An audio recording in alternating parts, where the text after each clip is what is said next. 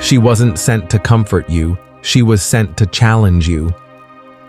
You gave her everything, not just what you had, but who you were. Your time, your care, your softness, the hidden parts of you no one else ever touched. And still, she left. Or maybe worse, she stayed.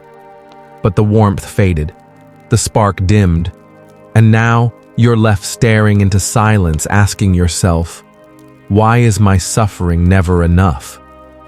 But pause here. That question, it isn't new. It's not unique. It's ancient. Over a century ago, a man named Schopenhauer sat with the same ache. No dating apps, no YouTube coaches, just silence, philosophy, and pain. And in that pain, he saw something most men miss. He didn't romanticize her, didn't vilify her. He studied the dynamic like a storm chaser, watching a hurricane form. And what he found, it wasn't pretty, but it was true. His words weren't meant to soothe, they were meant to awaken, to strip away the dream we cling to when we fall in love blindly. The dream that if we give enough, hurt enough, love enough, she will stay. He didn't write to blame women. He wrote to challenge men. He held up a mirror not to expose her faults, but to expose your illusion. The illusion that love should be fair, that pain should be rewarded, that if you break yourself open for her, she will treasure the pieces. And when that illusion shatters, the real journey begins. Not away from her, but back into yourself. Not into hatred, but into strength. Not into bitterness, but into clarity. Because maybe, just maybe, she wasn't meant to complete you. She was meant to confront you, and through that confrontation, reveal the man you were always meant to become.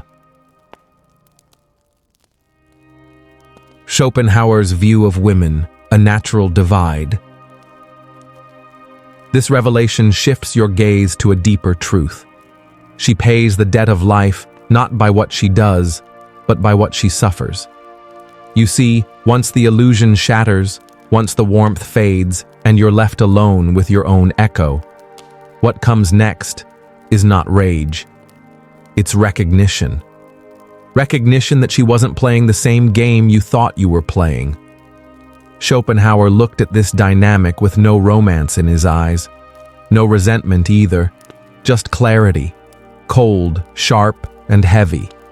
He didn't say she was less.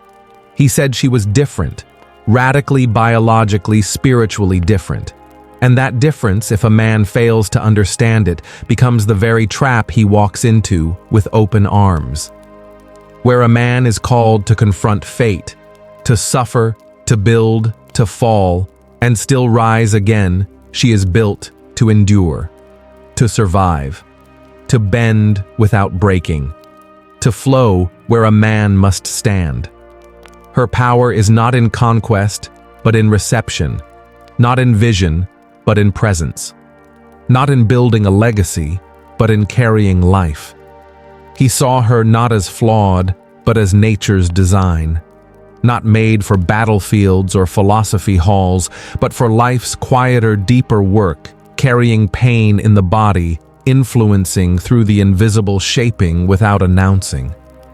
You see, while man projects outward, chasing meaning, carving purpose, woman in Schopenhauer's eyes remains tethered to the now, the immediate, the small essential details that sustain life. And that divide, it's not just anatomical, it's existential. She moves through instinct. He moves through ideal. She responds. He initiates. She preserves. He transforms. And when a man forgets this, when he expects her to suffer like he suffers, to strive like he strives, he will forever feel betrayed by her difference. But the betrayal was never hers. It was his expectation that she should be like him, when nature never meant her to be. This is where many men fall, not because women are wrong, but because their mirror was cracked from the start, because they mistook difference for defect, and in doing so, they cursed the very contrast that was sent to sharpen them. So what does this mean? It means if you're hurting, if you're asking why she couldn't meet you in your depth, your plans, your philosophical sacrifices, step back. Not to blame her, but to begin the real work, dismantling the fantasy. Because only when you stop demanding she be like you, can you begin to see her as she truly is. And only then can you begin to become what you were meant to be. Cunning and deception, her survival tools. Yet this understanding unveils another layer of her nature. Where man has muscle and reason, woman has cunning and dissimulation. What happens when strength isn't physical, when you're born into a world where force belongs to someone else? But survival still demands strategy. You adapt, not with fists, not with logic, but with instinct. Schopenhauer saw this clearly, not through the lens of morality, but through the lens of nature. He didn't call her deceptive to insult her. He called her deceptive to explain her. To survive in a world that favors strength, a woman leans into what nature gave her: ambiguity, allure, intuition. And it's not always conscious. That's what makes it so disarming. Her tears might be sincere, and yet useful. Her charm might be real, and still calculated. She can believe in her affection one moment and shift the next. Not because she's cruel, but because her psychology is fluid, present-focused, responsive. She adapts like water, shaping herself to the container, to the context, to the man. You, as a man, want clarity. You seek meaning. You ask, did she really love me? But you're asking a question rooted in permanence while she moves through seasons. A woman isn't built to love like a man. Her love isn't a monument. It's a weather pattern. Men are often wounded by what they call inconsistency. But what if it's not inconsistency? What if it's instinct? She doesn't win by overpowering. She wins by sensing weakness, by creating impressions, by making you feel chosen, just long enough for nature's mission to be fulfilled. And here's where most men break. They expect honor in romance. But nature doesn't care about your honor. It cares about continuation. And if her instincts say you are no longer the strongest option, emotionally, physically, socially, her loyalty may shift without guilt. Again, not because she's evil, because she's adaptive. Just as the fox doesn't feel shame for outwitting the trap, she feels no moral conflict in choosing survival over sentiment. That's not corruption. That's coding. So what does this mean for you? It means if you cling to the idea that love should be fair, you'll bleed every time. It means your only path is strength, not domination, but centeredness. A man who doesn't seek to out-manipulate her, but to outgrow his own need to be reassured. The moment you stop asking why she changed, and start asking what this revealed in you, that's the moment the real transformation begins. Because her cunning, her dissimulation, her mystery, they were never meant to destroy you. They were meant to awaken you. Beauty as nature's bait. This awakening draws you to another of nature's tools. She is most beautiful when it serves nature's highest command, reproduction. It's easy to believe that her beauty was meant for you, that her laughter, her softness, her glow under the sunlight was some kind of cosmic reward for your sincerity. But pause. What if none of it was ever personal? What if her beauty wasn't a promise, but a lure? Schopenhauer saw it not as art, not as poetry, but as nature's precision, a biological strategy wrapped in grace. He compared her youth to bait, designed not with you in mind, but with the species in mind. Her softness wasn't crafted to comfort you, it was shaped to disarm you, to lower your guard, to make you leap. And you did. You committed. You offered protection.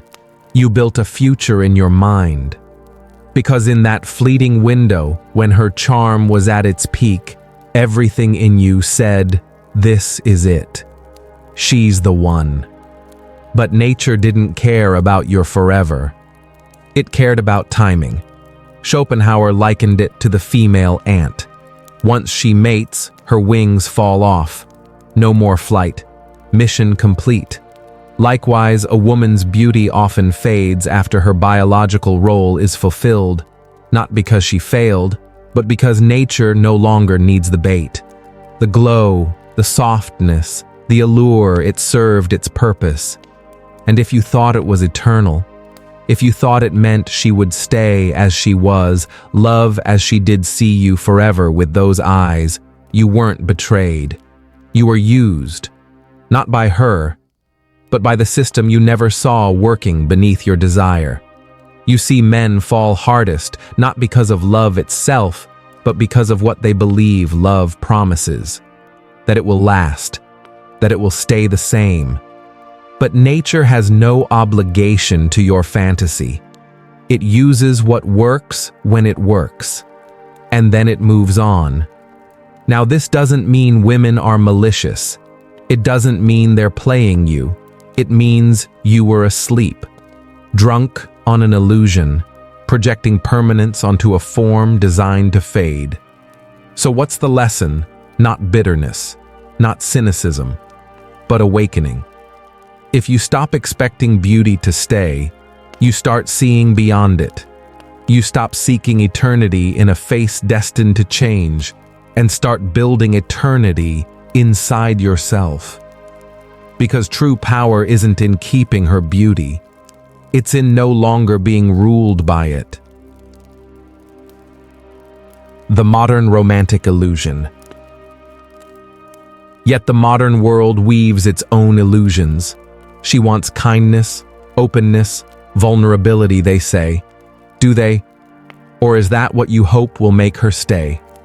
You've been told to open up, to be soft, to feel deeply and express it all, because that's what a real man does now, right? To text back fast, to always be available, to say whatever you want, babe. You give her poetry when she wants power. You offer devotion where she seeks direction. And still, she drifts. Still, she pulls away. You're left confused, even ashamed. You think I did everything right. I was the good guy. Why wasn't that enough? Schopenhauer would stare right through you and shake his head, not out of cruelty, but because he warned you a century ago this was coming. He watched his own era start putting women on pedestals, idolizing them, bowing, groveling, calling it love. And he saw what it produced, not closeness, but contempt. He wrote that extreme reverence makes you small in her eyes, that the more you try to earn her love through worship, the more she sees you as weak. Because here's the truth, instinct does not respect submission. It tests it, and it walks over it. This isn't about being cold. It's about standing firm. A woman doesn't want a man who follows her emotions. She wants one who can contain her storms without collapsing. But that kind of man, he doesn't seek validation. He doesn't perform softness to get affection. He is soft because he is strong enough to be. You see, kindness without spine isn't kindness. It's appeasement. Vulnerability without boundaries isn't intimacy. It's exposure. And if you keep showing up with your hands open and your identity in her palms, don't be surprised when she drops it. Not because she's cruel, but because instinct whispers to her, This one can be bent. This one doesn't lead. And deep down, she's looking for a man who won't flinch when tested, who loves her but doesn't need her approval to feel whole. So ask yourself, honestly, did you show up as a man, or did you show up hoping your gentleness would be enough to make her stay? Because if it was the second, she was never the problem. Your belief was loyalty to the species, not the man. This belief blinds you to her true allegiance. Her love is not for you. It is for the future she wants to birth. You thought her love was yours.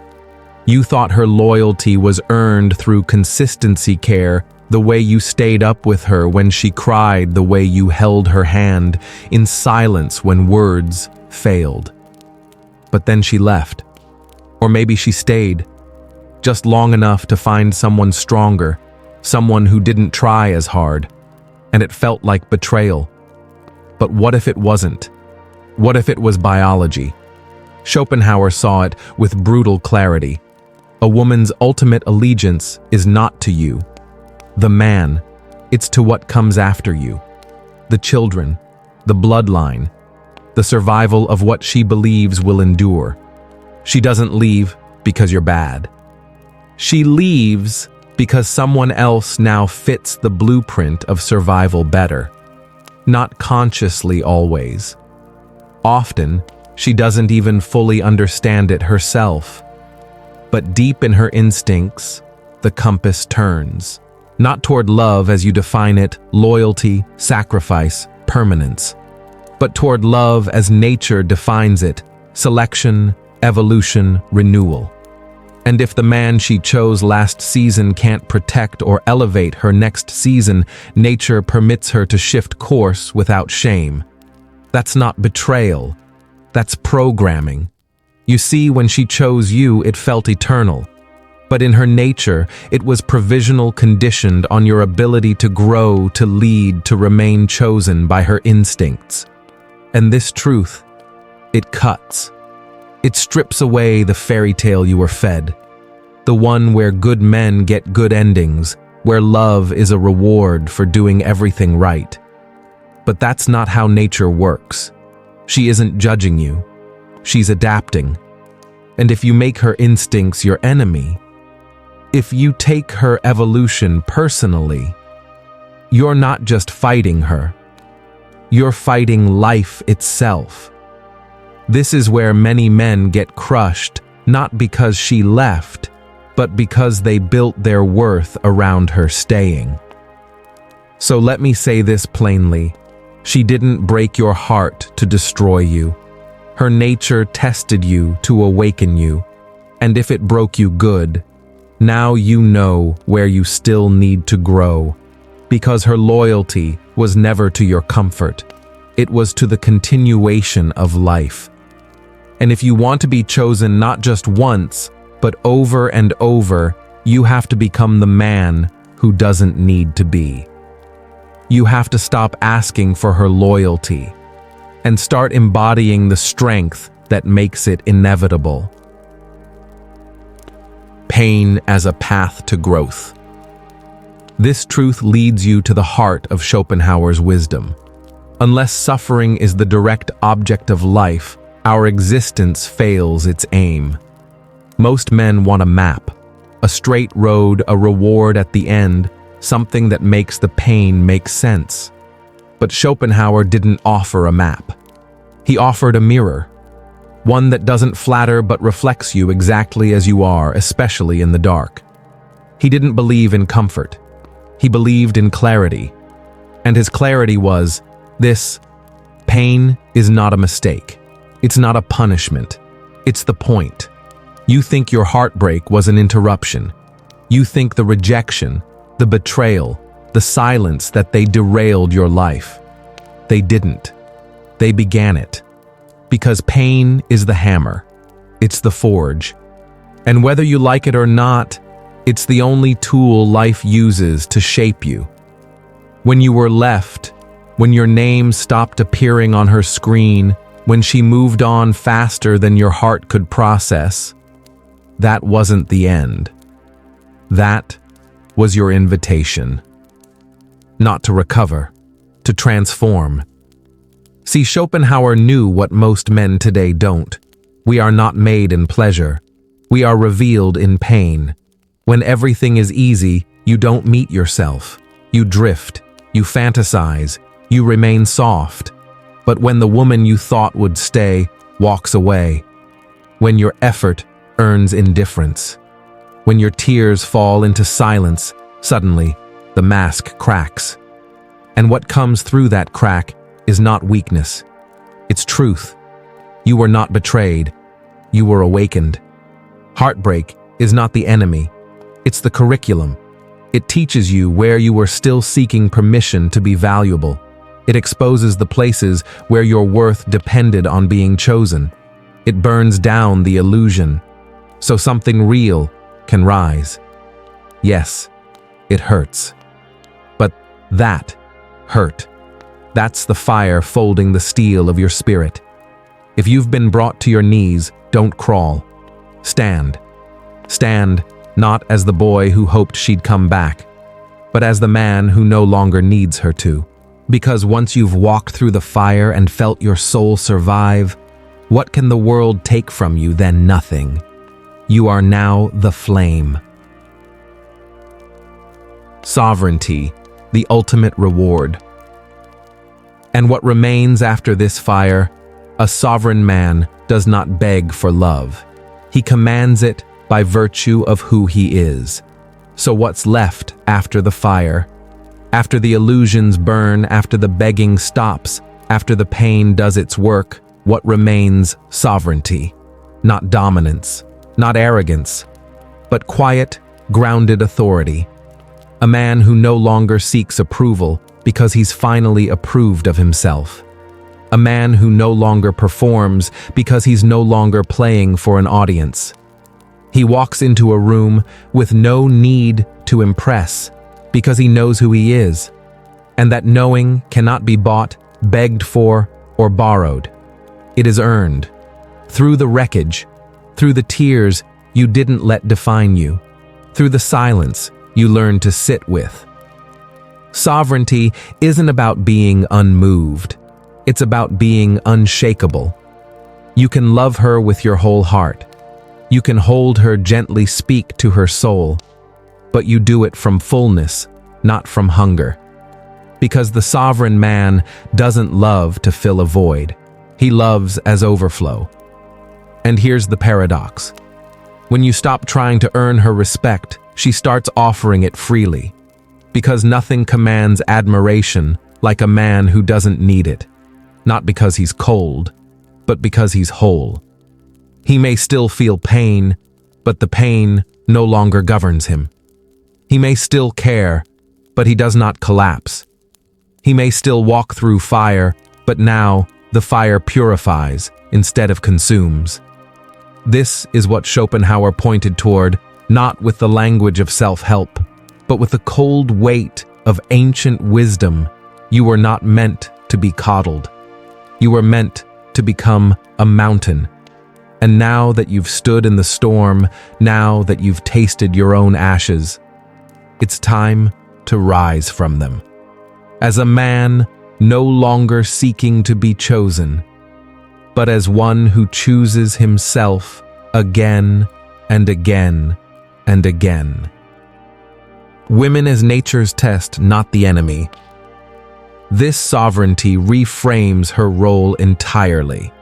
You don't hate the fire for burning you. You learn how to handle fire. She wasn't sent to complete you. She was sent to test you.